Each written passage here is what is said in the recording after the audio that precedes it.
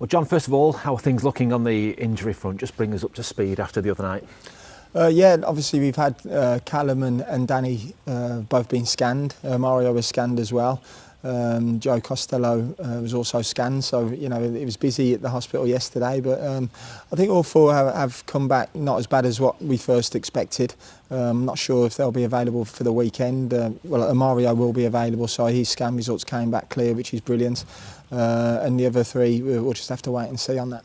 How big a relief is that, given that initial fear straight after the game? Yeah, listen, with muscle injuries as well, you always fear the worst. Obviously, we've just lost Trav for 6 weeks and Sonny now for another 6 weeks. So, when players go down with muscle injuries, it's always a worry. But, it's they're not as bad as what we first feared, which is great. So yeah. Is that just this time of year, the number of games can take its toll, particularly if it's players playing almost every single game? Yeah, definitely, 100%. The Championship's relentless. The amount of games, Saturday, Tuesday, Saturday, it's crazy, really. It's the toughest league in Europe, in my opinion. And, the way the lads have gone about their business in the first 28 games has been fantastic. We haven't always got the results, but even Tuesday, I felt, it was a good performance. We certainly didn't deserve to lose the game. And even at 2-0 down, the lads' attitude, the desire, the togetherness was still there, and they were still fighting right till the end. Is that something that comes into your thinking in terms of the number of games that people are playing, just the sheer demands physically on the players in this league? Yeah, definitely. And, if we were in a fortunate position where we could rotate and rest players and, swap round, it's something that I'd love to have done. Even you look at Middlesbrough a couple of weeks ago, it would have been great to maybe have rested Sonny and, one or two others. But, the nature of the beast with injuries and sickness around that time, we just couldn't do it. So, as I say, the Championship's relentless, and we have to just keep going. The lads, are fighters in there, and whoever comes into play in any of the positions, we be ready.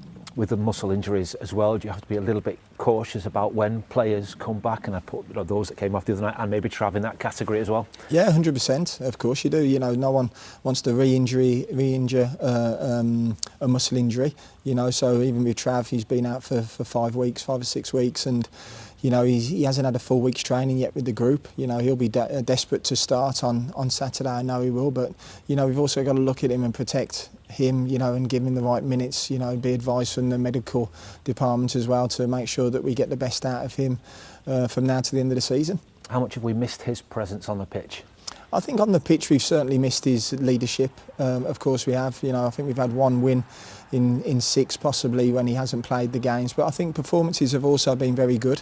We played against 3 of the top teams in the league, and gone toe-to-toe with them. So, obviously he's been a huge miss, but the group have battled and done really well still without him. Have you found managing when he's not actually able to play, because he can be quite a vibrant character around the place, can't he? Has he been itching to get back as soon as possible? Yeah, he can. He has, but he's been in with the group. He's been to every game, home and away. He's been in the dressing room. He's around the boys all the time. So, what he hasn't been able to help on the pitch, he's certainly helped off.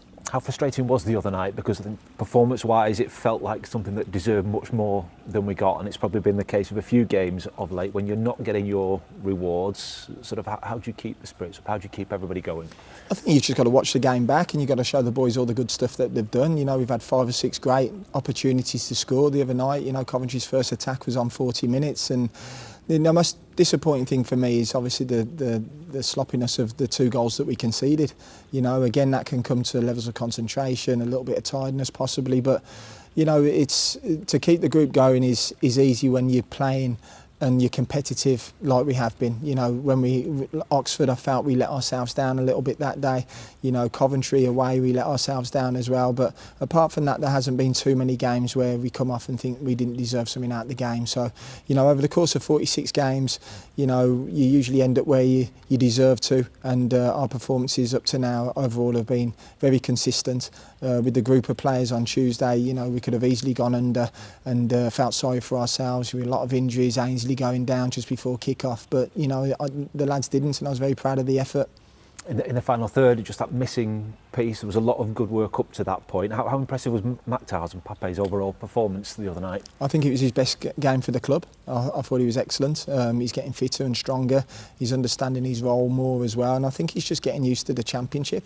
You know, I thought he was a constant threat in behind. He was very physical. He linked up play quite well as well. So, listen, there's a lot more that needs to come from Pape for sure, but you can see there's an improvement there. Do people sometimes not understand how difficult it is to move from a league, you know, playing abroad to come to the Championship? How different the leagues are, the styles and the demands on you as a player? Absolutely, and you've also got to remember, you know, Papa's come over on his own. His family are back in Belgium, and you know, he's had to adapt to the culture and the environment, and big pressure on him. Big number 9 coming in. The club have spent a bit of money on him as well. So, you know, it's not easy, but you know, the group that we've got here at the football club have made it easier for him to settle in. You know, the rest of the group have spread the goals around as well. So we've been very fortunate then and there, and you know, it's just important this you know, last 18 games he really takes the game by the scruff of the neck every time he plays now, and shows everyone what he's all about. Not just the other night, but over the last few weeks, have you seen those really encouraging signs from him that he's getting to where you would like him to be and the team would want him to be? Yep, definitely. He made a huge impact against Portsmouth when he came on, which was you know, which is what we were all about. He scored a fantastic header, you know, and again, as I say, on Tuesday, I thought it was his best all-round performance. One man who's been a valuable source of goals for us this season is Andy Weimann, obviously returning to face his former club at the weekend. Just how important has he been to the team in terms of what he offers on the pitch, but also off it as well? Yeah, listen, Andy's been a true professional, a top player. Obviously, I played with him when he was a lot younger, you know, and I knew even then, you know, I knew his quality. I think when you're looking to recruit, I think it doesn't matter how old or how young you are, if you know they can bring positive vibes and quality to the group, then, you know, I think that's very important, and that's what we've done with Andy. I know he's 32, 33, but what he brings off the field is just as important. What he brings on the field, he's still an international player for Austria, and the lads respect him immensely. He scored 7 goals up to now, and you know, during difficult moments, that's when good, experienced players come in and help the group. You know, we were very fortunate that we had Fads last season, and if it was again at 37, very evident what he brought to the group. And Danny Bath now at 32, 33, I think, however old Danny is, he's bringing exactly the same experience, and you know, good experienced players can only help, no matter how old they are. How different a character is Andy now from the one that you played with them? Well, when I played with him, he was very lively, and I'm sure he is still very lively, but I just don't get to see it now. In terms of, you know, the goals that he's been able to contribute as well, how good is it for you as the head coach to have someone who's got that versatility to play and sort of plug any gap you kind of want him to do and be able to perform in those positions as well? Yeah, listen, very experienced player. I think Andy can play midfield. He ended up wing back at some point on Tuesday. You know, he can play anywhere across the front 4 as well. So, you know, a real vital player for us, and you know, very fortunate that he's here. It is his first return to Bristol City. When you go back to a former club, do you automatically have an extra little bit in the belly to want to do well? I think so. I think with Andy's experience now, you know, he won't think too much of it. I think when you're a bit younger, you probably want to go back with a point to prove, and sometimes it can get a little bit too much for you, you know, and you try too hard. But listen, Andy's a top performer, you know, still, as I say, still playing for Austria at 33. You know, I'm sure he'll be really excited about going back to his old club, but, you know, he'll be very focused and ready to do whatever he needs to do if he's called upon. How tough a test will it be this weekend against the Bristol City side, who just sort of hit a little bit of form of late as well? Yeah, listen, Bristol are an excellent team. You know, they've recruited very well over the last couple of seasons. They're coached very well, and they play an exciting brand of football. You know, so you know, they've been building to get into the Premier League now for the last 2 or 3 years, and they've spent very wisely, but spent a lot of money as well on real good young players. So you know, we know it's going to be a real good test, but one we're really looking forward to. Is there anything we can take from the game earlier this season? A really good performance, really clinical, sort of in front of goal in that game as well? Yeah, I think it's a really tight game again, but we were clinical in that final third and at the right time. So, listen, it'll be a different test, obviously on Saturday. They're in good form, you know, and you know, it'll be good to play against one of the top teams again in the league.